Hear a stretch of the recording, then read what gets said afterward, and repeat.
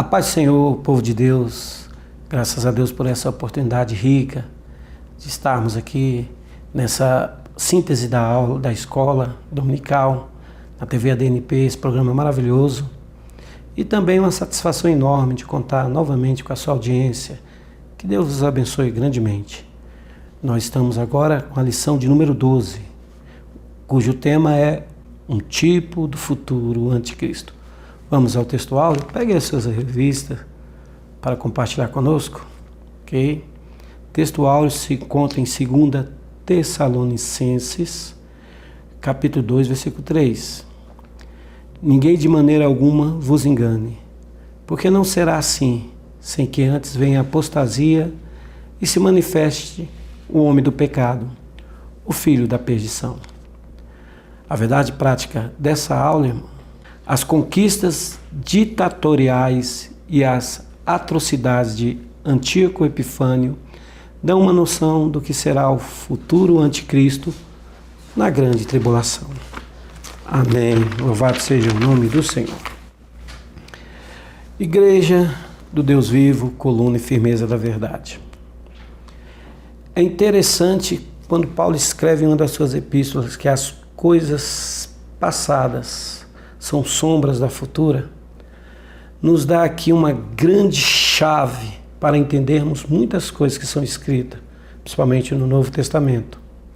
A tipologia bíblica, ela vai entrar de uma maneira formidável nessa lição, porque essa lição vai tratar de um personagem histórico muito cruel,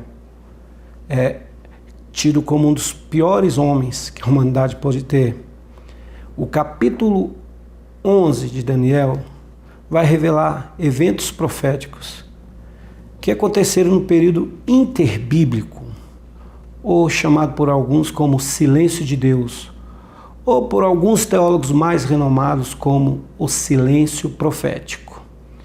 Embora muitas das vezes nós não compreendamos as coisas, esse silêncio profético com relação ao futuro, porque no período interbíblico existiu sim o cumprimento profético de que Deus mostrou para Daniel nesse capítulo 11.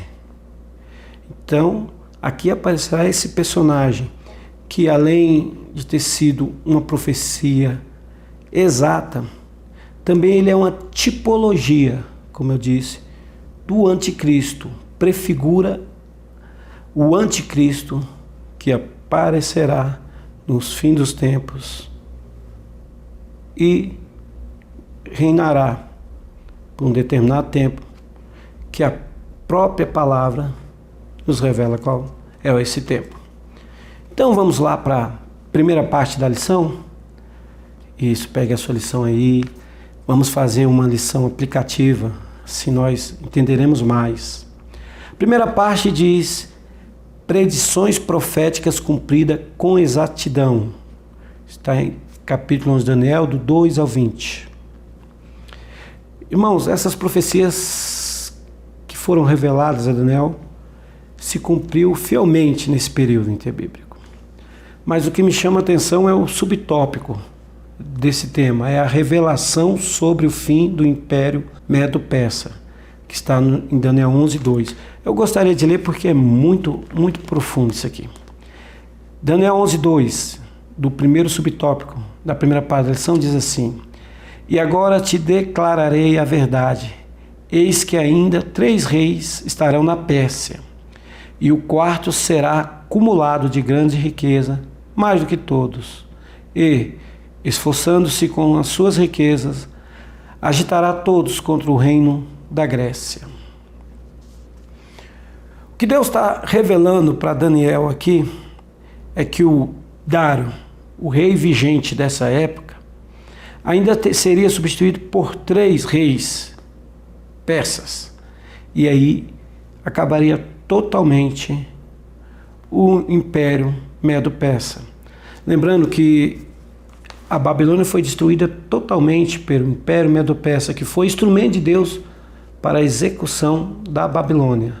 Mas agora ela também estava determinada para um fim, e sugeria, por mais que lutasse, por mais que investisse, com suas riquezas contra o reino da Grécia, surgiria então um novo reino. E as revelações também mostram que esse reino da Grécia também irá se acabar, porque só o reino de Deus dura para sempre. Só o seu reino é sempre eterno e não tem fim. O versículo 3 de Daniel 11 diz algo interessante. Depois se levantará um rei valente que reinará com grande domínio e fará o que lhe aprover. Entra a figura aqui de Alexandre o Grande. Há um fato interessante sobre esse rei que irá surgir. Ele foi praticamente educado aos pés de Aristóteles, o grande filósofo. Talvez seja esse um dos motivos que ele recebeu o apelido de Alexandre o Grande. E ele teve uma simpatia com o povo judeu. Ele não era totalmente contra o povo judeu. Tanto é que fundou uma cidade chamada Alexandria, onde o povo judeu passaram a habitar na cidade e alguns até adotaram a cultura grega. Foi nessa cidade onde os 70 escribas fizeram a tradução do hebraico para o grego, a chamada e famosa Septuaginta. Ou seja, Alexandre o Grego, pela história, ele tentou, vamos dizer assim, conquistar o povo judeu. Mas esse rei aqui, no capítulo 11 de Daniel, ele foi revelado como o rei, através do Império Grego, que vai substituir os Medo-Persa. O versículo 4 diz que, outra coisa muito interessante, diz que os 4 ventos dos céus vai soprar. Isso faz lembrar lá a profecia de Daniel 7,6 e Daniel 8, quando fala do leopardo com 4 cabeças e também do bode, né, com 4 chifres. Porque Daniel é revelado a ele que está no subtópico 2, nós já podemos passar para ele, um rei valente. Alexandre Grande é realmente um conquistador valente, não tem medo de lutar, desbravador, sempre forte, sereno, coeso e conciso. Ele consegue, então, subjugar os seus inimigos quando entra a vez do Império Grego. Mas, por ser um rei valente, ele teve uma morte também muito rápida, aos 33 anos aproximadamente de idade. Ele veio a morrer, o seu reinado não durou muito tempo.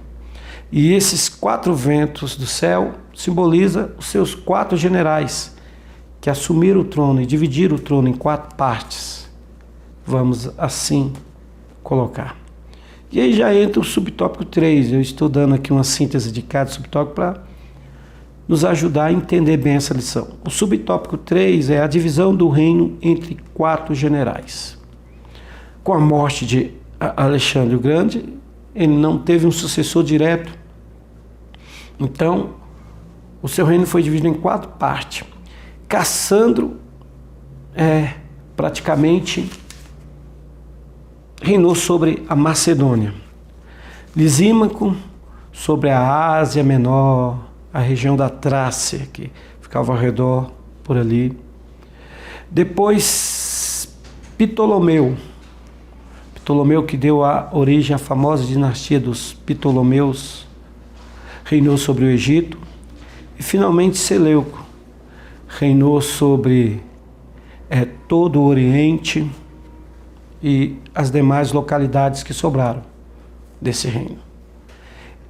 Os 4 ventos é uma profecia tão exata e ela se cumpriu nesse período interbíblico de uma maneira tão maravilhosa, que se você pegar o capítulo 11 de Daniel, a partir do versículo 2 em diante, versículo 3 até o versículo 35, você vai ver que o contexto bíblico aqui, ele só é entendido por um contexto histórico muito rico, porque cada versículo fala da conquista do Império Grego e os reinos que subdividiram. E esses reinos lutam contra si. E esses reinos, nenhum se conforma com o seu território, querem avançar, querem conquistar mais. E eles mesmos lutam contra si, principalmente o sul contra o norte. E essa luta, de certa forma, atinge o povo de Deus, porque de uma região para outra, Jerusalém ficava no centro. Então, quando havia guerra, Jerusalém seria quase uma passagem obrigatória para esses conflitos. Esses 4 ventos que lembram as profecias de, como eu falei, Daniel 7,6, e é do leopardo com 4 cabeças e do bode com chifres notáveis, nos dá uma dimensão maior de como essa lição é rica. Porque Seleuco, que reina sobre a Síria e sobre o Oriente Médio, como eu falei, ele consegue ter uma conquista maior. E isso fortalece muito o seu reinado. Mas a luta contra o Reino do Sul vamos dizer assim, se torna cada vez mais forte, muito consistente. E nesses versículos, nós vemos entre o versículo 3 até o 35, nós temos que ter um contexto histórico muito grande para entendermos essas profecias que se cumpriram no período interbíblico. Há muita engano, falsas alianças, conspiração, coisas que geralmente os reinos perversos fazem para obter poder e para conquistar e subjugar os demais. Então a sinopse do tópico primeiro da lição o capítulo 11 de Daniel é uma profecia a respeito da queda do Império Medo-Persa, a ascensão do Império Grego e sua posterior divisão em 4 partes. Amém. Vamos para o tópico 2, o caráter perverso de Antíoco Epifânio. Está em Daniel 11, do 21 ao 35. Os 4 generais, como eu falei, começaram a lutar entre si. Mas de um reino surgiu uma figura emblemática, muito emblemática e enigmática, podemos assim também. O reino da Síria, que foi o mais pomposo de todos, que se localizava em Antioquia. Seleuco IV, que governava na época, faleceu. E, logicamente, o seu filho teria que assumir o trono. Mas tio de Seleuco, Antíoco Epifânio, usurpou esse trono e o assumiu. E fazendo isso, já uma coisa totalmente errada, já que ele não era da linhagem para reinar, ele tratou logo de mudar algo do seu próprio nome, né? Ele acrescentou Epifânios, ou Epifânio, no nosso português, que significa relustre ou manifestação. Aqui entra a figura desse rei. O subtópico primeiro diz que Antíoco Epifânio foi um rei perverso e bestial. O subtópico 2 diz que Antíoco Epifânio invadiu Jerusalém. E o subtópico 3 diz que Antíoco Epifânio era cruel. Eu quero juntar esses 3 tópicos para falar algo de Antíoco Epifânio.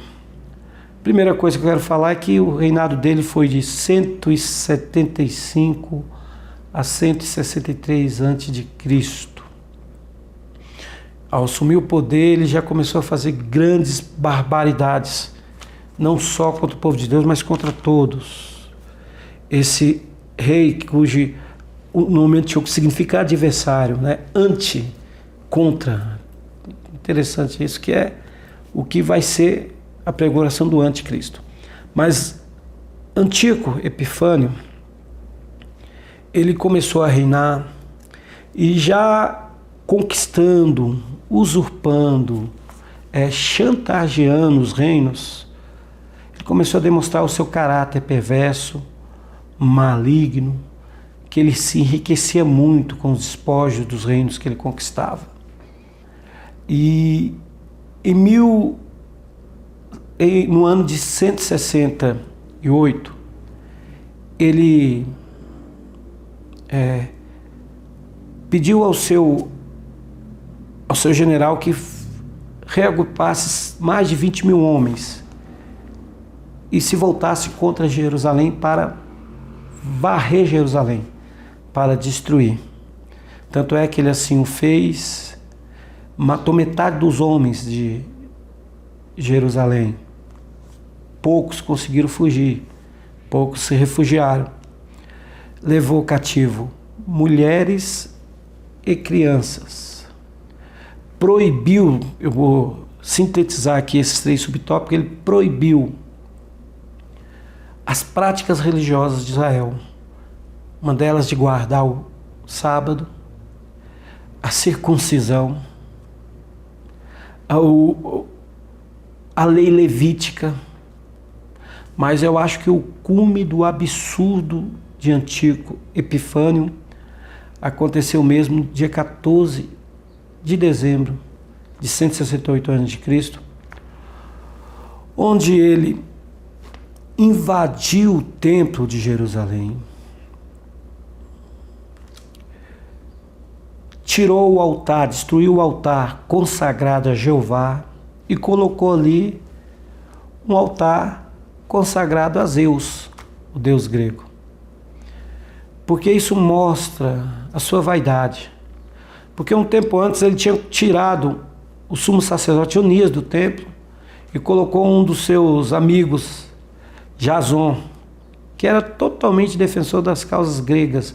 E houve um grande rebuliço, porque muitos queriam estar ao lado de Antíoco para, vamos dizer, ser privilegiado de alguma forma. Mas essa barbaridade de Antíoco invadir o templo não bastou, e colocar um altar de Zeus ali não bastou para ele. Ele também fez sacrificou um porco dentro do templo do Senhor. E deu uma ordem que se achasse alguém com uma cópia da lei de Moisés, automaticamente essa pessoa seria morta. Ainda bem que ele começou a reinar com 40 anos e reinou só durante 11 anos. Mas foram 11 anos de tragédia, de perseguição, ele se autoproclamou Deus, como uma manifestação dos deuses gregos. Chegou a editar que as moedas que fossem fabricadas tivesse a descrição de Zeus, mas a sua face desenhada com a caricatura bem designada ao que o seu coração queria. Antíoco Epifânio foi esse homem cruel da história. Matou milhares de pessoas, matou milhares de homens de Deus e mulheres de Deus. E o caráter perverso dele não parava. Cada vez ele queria mais, a sua vaidade. Nabucodonosor talvez perde longe para Antíoco Epifânio. Então, esse homem, além de ser um rei perverso, bestial, que invadiu a cidade santa, também foi um homem cruel. Então, a sinopse da segunda parte do tópico 2 é a seguinte: o imperador Antíoco Epifânio era perverso, bestial e cruel. Ele arrasou a cidade de Jerusalém. Isso é o que podemos dar de resumo dessa parte da lição. Se você quiser saber mais, é bom estudarmos a história secular, que nos dá muito detalhe, coisas absurdas que Antíoco fez. Mas uma das principais, lembre-se, foi se levantar contra o povo de Deus. Depois de tanto conquistar, depois de vencer os reinos da Grécia, ele então quis agora humilhar e destruir o povo de Deus. Vamos para a terceira parte da lição. Antíoco Epifânio, tipo do anticristo. Lembrando, irmãos, que o tempo aqui é muito resumido e nós temos que passar uma síntese bem avaliativa da lição, porque só se nós formos explicar esses versículos, o que o contexto bíblico é fortalecido pelo contexto histórico do que está acontecendo aqui da revelação, do que Deus revelava para Daniel. Um teólogo, Oswaldo Litz, diz que aqui são cenas futuras, Deus revelando para Daniel figuras. O que ia acontecer está sendo revelado como para Daniel de uma maneira soberana, de uma maneira exata. Deus revela o futuro. Vamos para a parte 3, Antíoco Epifânio, tipo do anticristo. Com todo esse histórico, com todos esses adjetivos de Antíoco Epifânio, entra aqui a tipologia bíblica, né? O protótipo da Bíblia, porque a Bíblia é cheia de tipologia. Por exemplo, José é um tipo de Cristo, Eliseu aponta como tipo de Cristo. A tipologia bíblica vai se confirmando, né? Deus usa um fato como tipologia para um futuro. Ela pode ser também alegórica, figurativa ou simbólica. E aqui Antíoco, esse rei perverso, ele aponta biblicamente, como está em Mateus 25, em 2 Tessalonicenses 2,4 em diante. Antíoco aponta para o anticristo. É o que diz o primeiro subtópico: o homem viu que chega ao poder. Antíoco chegou ao poder, um homem cruel, sanguinário, mas isso ainda aponta, se confirmou e se realizou no período interbíblico, mas apontando para o futuro, a tipologia do anticristo, que também vai ser um homem vil, que chegará ao poder, fará alianças enganosas, perseguirá o povo de Deus, enganará a muitos, vai ser um governante do tempo do fim. O mundo vai estar num caos terrível e vai acreditar nesse anticristo, assim como Antíoco Epifânio, muitos acreditaram nele também. Ele vai agir de uma forma que será bajulado por muitos, enganará a muitos. E o subtópico 2 diz: o futuro governante mundial do tempo do fim é apontando para esse anticristo, contra Cristo. E o subtópico 3 é a precisão profética. É incrível como se cumpriu isso. É incrível como a Bíblia revelou isso. Um futuro não muito distante, agora um futuro distante, que ainda não aconteceu. A tipologia bíblica nos ajuda a entender isso, através do seu significado, através também do seu simbolismo. Como vimos aqui, está profetizado que o Senhor virá com essa precisão bíblica e também destruirá na sua vinda esse anticristo. Eu queria terminar essa lição fazendo o seguinte respaldo aqui. Como Antíoco Epifânio se levantou contra Deus, o anticristo também se levantará. Como Antíoco Epifânio, eu falei nas lições anteriores, blasfemou contra Deus, o anticristo também blasfemará. Ele perseguiu o povo de Deus, o anticristo também perseguirá. Ele impõe a sua própria religião, assim como Antíoco Epifânio tentou fazer, o anticristo também fará. Só que o remanescente fiel resistiu a Antíoco Epifânio. Judas Macabeus, filho de Matatias. Então, aqui também o remanescente fiel vai resistir ao anticristo. Mas o anticristo, assim como Antíoco, é um homem de grande poder e influência, mas que será destruído também pelo Senhor, assim como Antíoco foi destruído na revolta dos Macabeus por um judeu da linhagem de Jesus. Que coisa esplêndida para nós aprendermos. Eu também queria deixar algumas aplicações aqui para terminar essa lição. A primeira é que a palavra do Senhor é infalível. O Senhor mostrou o que iria acontecer, o futuro a Daniel. Então a palavra de Deus é infalível. Tudo que o Senhor revelou, assim foi. Segunda, que Deus é soberano. Cai reino, se levanta reino, mas nada foge do seu controle. Ele continua no seu trono, reinando. A terceira, que mesmo perseguido, o povo de Deus, depois do versículo 35, vai ser perseguido por antigo. Mesmo perseguido, vale a pena ser fiel. E a última é que o inimigo será envergonhado e destruído. Ele terá o seu fim. O mal não prevalecerá para sempre. O Senhor virá do céu e declarará a vitória do povo de Deus. Acabará de vez com o iníquo, o filho da perdição. E a última é que nós reinaremos com Cristo.